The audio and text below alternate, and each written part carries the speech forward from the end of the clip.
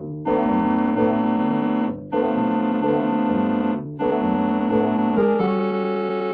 ain't terrorism, it's just steam heat. It ain't terrorism, it's just steam heat. It ain't terrorism, it's just steam heat.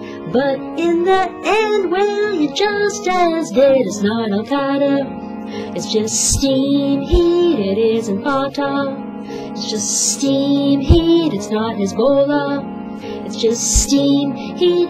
But after all, you've still been scalded to death.